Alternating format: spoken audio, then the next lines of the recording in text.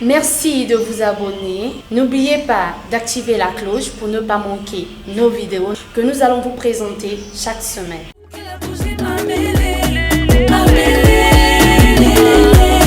L'enfant de qui? L'enfant de qui? L'enfant de qui? Laisse ça, l'enfant de qui? L'enfant de qui? L'enfant de qui? L'enfant de qui? Laisse ça, l'enfant de qui? C'est comment?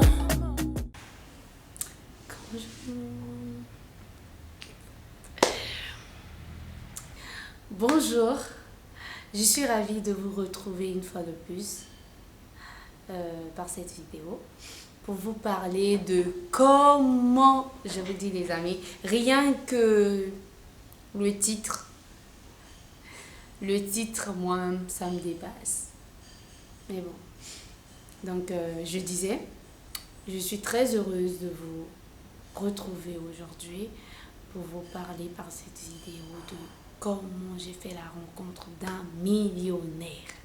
Aussitôt qu'il m'a vu, il a proposé le mariage. D'accord. C'était il y a de cela quelques mois, dans mon business que je faisais avant, je vendais des serviettes hygiéniques potables. Et donc, dans ce business, il fallait présenter et il y avait d'autres produits à présenter.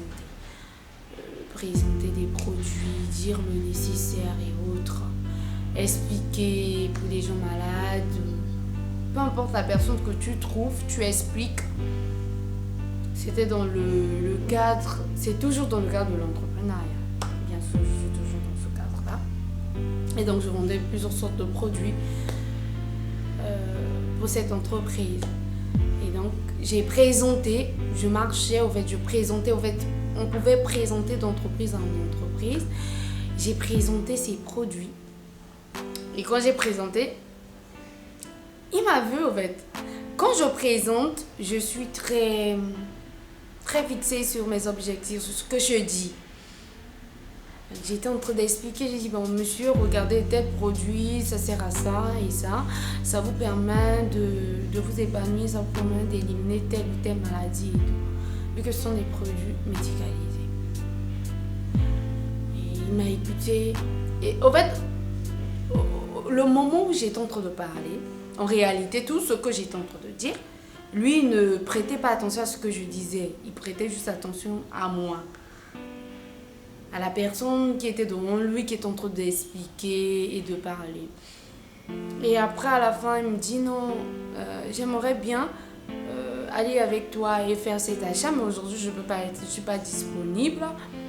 Et la prochaine fois, je vais vous faire appel et on va aller, je vais faire cet achat et autres.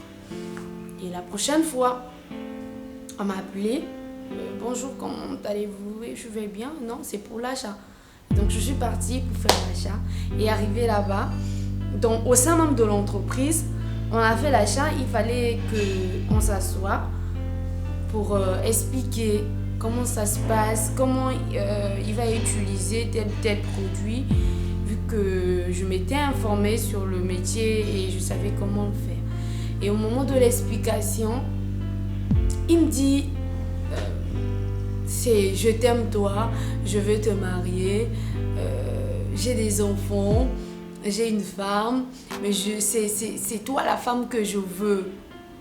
Ton étoile brille et c'est toi la femme que je veux. Comment ça, c'est moi la femme que je veux? Tu viens de me voir et je suis devant toi. Tu dis tu as des enfants et vu que moi j'aime poser des questions, je lui dis tu as quel âge déjà? Et je vais taire le nom, mais je vais taire, je vais pas donner l'âge. Mais je peux vous dire que son âge, ça dépasse l'âge de mon père. Donc moi, je peux l'appeler papy. Papy, c'est trop dit, mais il est assez âgé. Et c'était comme ça. Et on sait tous que quand tu pars à l'étranger, bien sûr que tu peux avoir des possibilités, mais c'est pas tout à fait comme tu es dans ton pays. Il y a parfois des jours où tu te sens bizarre. Il y a parfois des jours où tu as des problèmes. Ça arrive à tout le monde. Mais quand il m'a proposé ça, en fait, je n'ai pas vu le design parce que le jour que j'ai rencontré la personne, il avait une autre voiture. Et le jour que j'ai vu la personne pour l'achat des produits, il avait une autre voiture. Et la personne m'explique ce qu'il fait en réalité. Donc, comme se vanter, je suis chef d'entreprise, je fais ça, je fais ceci, je fais cela. Et c'est ce que je peux vous dire, c'est un peu pour vous emmener en fait à vous attacher non pas à la personne et à vous attacher au virtuel. Pour d'autres personnes, ils vont se dire, bon, c'est le chemin le plus facile, on me propose ça, je peux tout avoir et puis si je me marie, j'aurai un mariage bien défini. Je veux pas jeter en fait le nom de l'entreprise de la personne ou ce que la personne fait, mais je vous dis pas que c'est des tonnes et des tonnes. En fait, quand je parle de tonnes, en termes de tonnes, en termes d'argent. Et c'est un peu ça que j'ai rencontré. Et moi, ce que je veux dire, ce qui m'a poussé à raconter cette histoire, c'est se dire que quand nous voyageons, nous partons ailleurs, on rencontre certaines réalités, surtout pour des filles. Hein. Tu rencontres des gens qui sont assez riches, qui veulent peut-être de quelque chose que toi tu n'as pas l'idée, ou bien des gens assez riches qui peut-être peut t'amener à réussir, mais il y a d'autres personnes qui veulent tout simplement de toi actuellement, de t'utiliser et puis à un moment donné t'abandonner. En fait, ça m'a choqué. Moi, ce qui m'a choqué dans l'histoire, c'est le fait de rencontrer une personne et de lui dire que cette personne, c'est la femme de ta vie.